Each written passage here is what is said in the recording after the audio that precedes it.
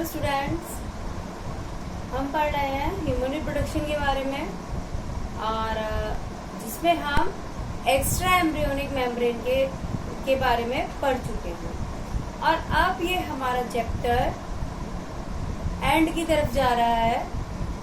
आज हम पढ़ेंगे पार्थ्यूरेशन यानी कि प्रसव के बारे में और उसके बाद फिर हम पढ़ेंगे लैक्टेशन के बारे में और फिर कुछ रोगों के बारे में जो कि हमारे रिप्रोडक्टिव सिस्टम से जुड़े हुए हैं। तो आज का हमारा टॉपिक है पार्थ्यूरेशन यानी कि प्रसव।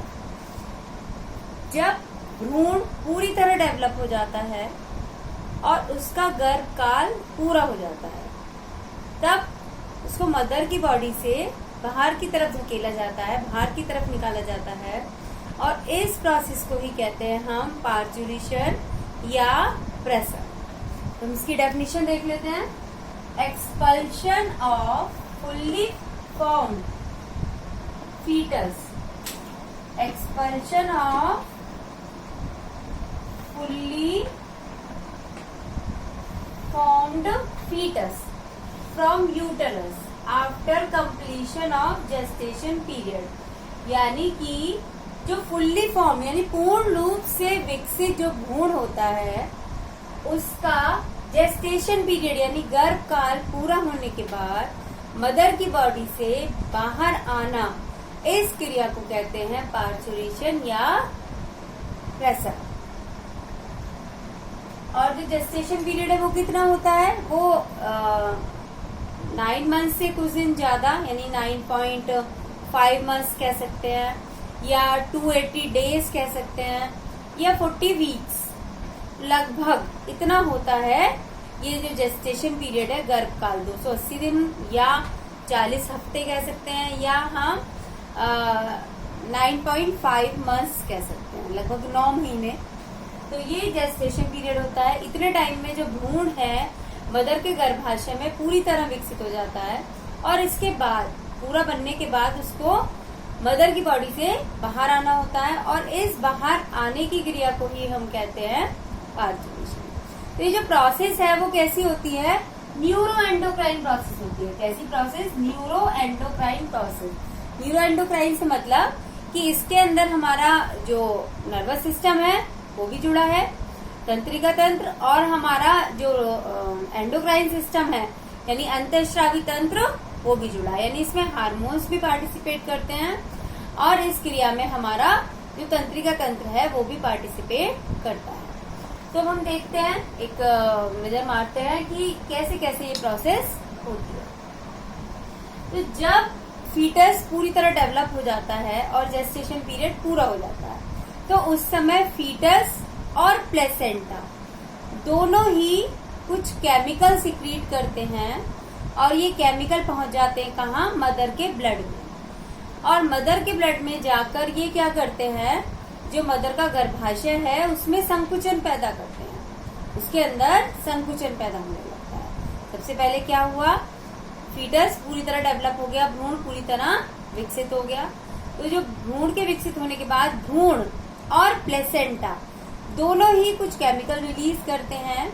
ये केमिकल मदर के ब्लड में पहुंचते हैं और मदर के ब्लड में पहुंचने के बाद ये क्या करते हैं? मदर के जो गर्भाशय है उसके अंदर संकुचन, कॉन्ट्रैक्शन पैदा करते हैं।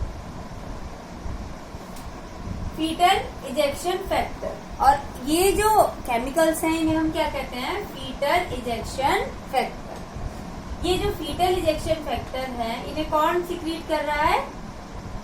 पूरी तरह विकसित भ्रूण और प्लेसेंटा। और ये क्या कर रहे हैं? ये मदर के ब्लड में पहुंच रहे हैं केमिकल और क्या कर रहे हैं? जो यूट्रस है उसमें थोड़ा थोड़ा सा संकुचन पैदा कर रहे हैं। अब जब गर्भाशय की जो दीवार है उसके अंदर संकुचन पैदा हो गया तो ये जो संकुचन है ये मैसेज भेजता है पिट्यूटरी को, पीयूष ग्रंथि को मैसेज भेजता है और पीयूष ग्रंथि क्या करती है? ऑक्सीटोसिन हार्मोन का सिक्रीशन करती है। और ऑक्सीटोसिन को हम एक और नाम से भी जानते हैं। ऑक्सीटोसिन को क्या कहते हैं हम? ऑक्सीटोसिन को हम बर्थ हार्मोन भी कहते हैं। क्या कहते हैं? Birth hormone. तो ये जो ऑक्सीटोसिन है जब रिलीज होता है तो ये क्या करता है? जो यूट्रस के अंदर कॉन्ट्रेक्शन हो रहे होते हैं उन्हें बहुत तेज कर देता है वो कॉन्ट्रेक्शन को। तो जो कॉन्ट्रेक्शन है वो क्या हो जाते हैं, बढ़ जाते हैं। जो संकुचन हो रहे थे यूट्रस के अंदर पहले हल्के हल्के हो रहे थे, फिर कैसे होने लगे, वो बहुत तेजी के साथ संकुचन होने लगे। और इन संकुचन की वजह से क्या होता है, जो भ्रूण है वो आगे की तरफ खिसकने लगता है। इसके साथ साथ जब ये प्रोसेस हो रही है उसी समय जो प्लेसेंटा है रिलैक्सिन हार्मोन भी सिक्रीट करता है। और ये जो रिलैक्सिन हार्मोन है वो क्या करता है, जो गर्भाशय का मुख होता है सर्विक्स, उसको क्या कर देता है, ये फैला देता है। कैसा कर देता है, फैला देता है, वो खुल जाता है। जो रिलैक्सिन हार्मोन है वो क्या करता है, सर्विक्स को डायलेट कर देता है, उसको फैला देता है। अब जो सर्विक्स होता है, जो भ्रूण होता है, भ्रूण की पोजीशन ऐसी होती है कि उसका जो सिर है वो होता है सर्विक्स की तरफ। और जब सर्विक्स डायलेट हो जाता है तो क्या होता है, जो भ्रूण का जो सिर है वो ही सबसे पहले मदर की बॉडी से बाहर आता है। अब जो कॉन्ट्रेक्शन हो रहे हैं यूट्रस के अंदर, बहुत तेज से जो कॉन्ट्रेक्शन हो रहे हैं, उसकी वजह से जो एक्स्ट्रा एम्ब्रियोनिक मेम्ब्रेन होती है, कौन सी एम्ब्रियोनिक मेम्ब्रेन होती है, भ्रूण के चारों तरफ एमनियोन। और एमनियोन और भ्रूण के बीच में क्या भरा होता है, फ्लूइड भरा होता है, एमनियोटिक फ्लूइड। तो ये जो मेम्ब्रेन है वो फट जाती है, रप्चर हो जाती है, और जो वो फ्लूइड है वो भी बाहर निकल जाता है, और जो बेबी है वो बॉडी से बाहर निकाल दिया जाता है।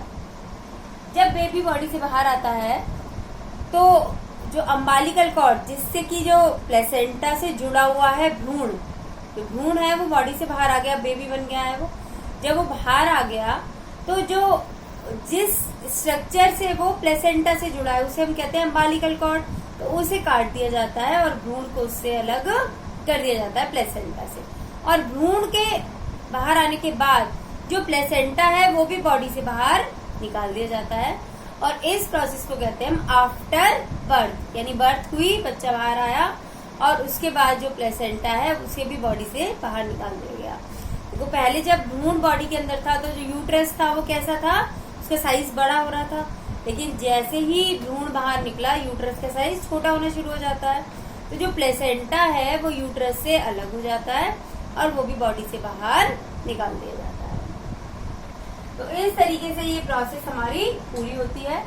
इसके अंदर हमारे कौन कौन से हार्मोन्स ने पार्टिसिपेट किया, ऑक्सीटोसिन ने और रिलैक्सिन हार्मोन ने। इसके अलावा फीटल इजेक्शन फैक्टर रिलीज हुए, जिसकी वजह से ये कॉन्ट्रैक्शन स्टार्ट हुई।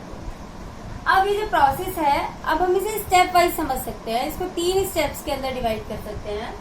पहला स्टेप है डायलेशन फेज। डायलेशन फेज यानी कि जब जो गर्भाशय का जो मुख है वो फैल जाता है, यानी कि गर्भाशय के मुख के फैलने वाली अवस्था।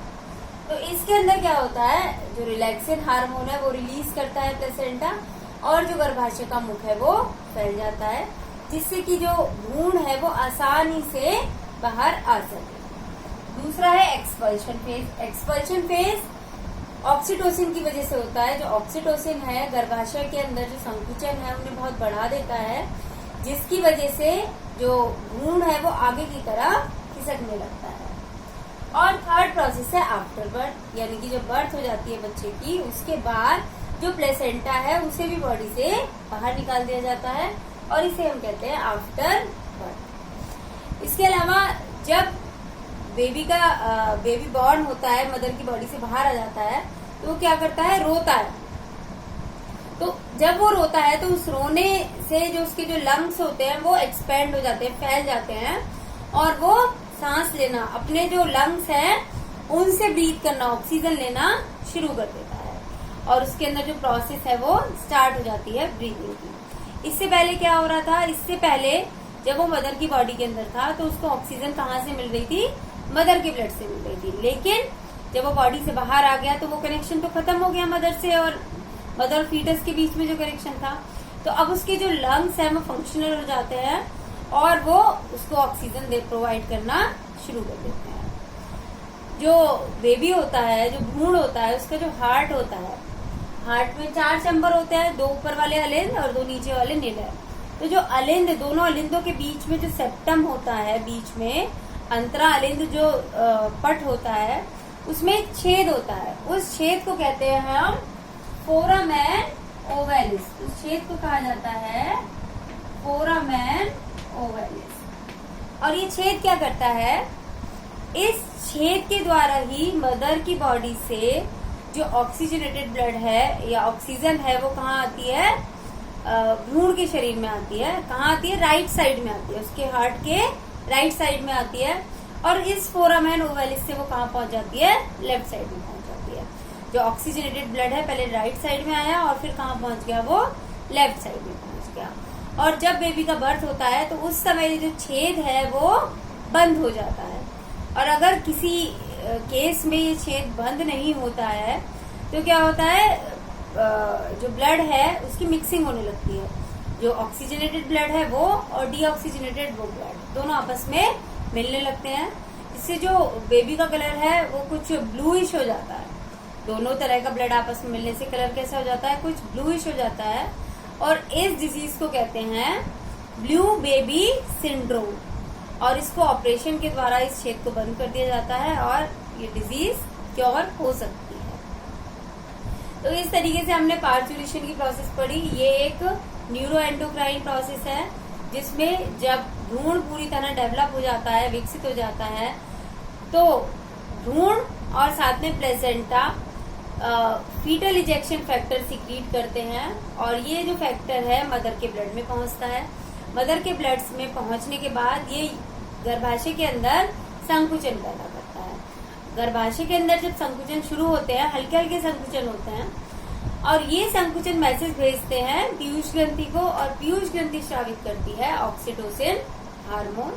और ये जो ऑक्सीटोसिन हार्मोन है ये क्या करता है, गर्भाशय में होने वाले संकुचन को बहुत तेज कर देता है, बहुत बढ़ा देता है, जिसकी वजह से भ्रूण के चारों तरफ जो मेम्ब्रेन है एमनियन वो फट जाती है, भ्रूण आगे की तरफ आने लगता है। रिलैक्सिन हार्मोन की वजह से गर्भाशय का मुख फैल जाता है और जो बेबी है वो बाहर की तरफ आ जाता है, बाहर आ जाता है। अब ये जितनी भी प्रोसेस हो रही है इनमें से कोई भी प्रोसेस अगर ठीक तरीके से नहीं होती है तो जो भ्रूण है वो मदर के गर्भाशय से बाहर नहीं आ पाता है। तो ऐसी सिचुएशन में डॉक्टर ऑपरेशन करके जो बेबी है उसको बाहर निकालते हैं। और ऐसे जो पार्चुरेशन को कहते हैं हम सिजेरियन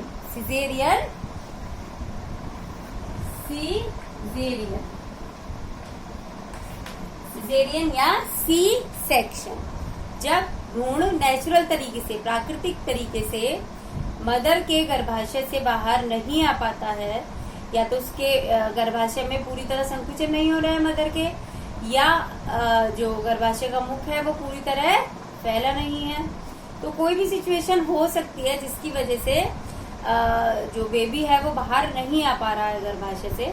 तो इस सिचुएशन में जो डॉक्टर हैं ऑपरेट करते हैं और मदर के गर्भाशय से बेबी को बाहर निकालते हैं, और इस प्रोसेस को कहते हैं हम सी सेक्शन या सिजेरियन। तो इस तरीके से ये हमारा टॉपिक पूरा होता है आज पार्चुरेशन का।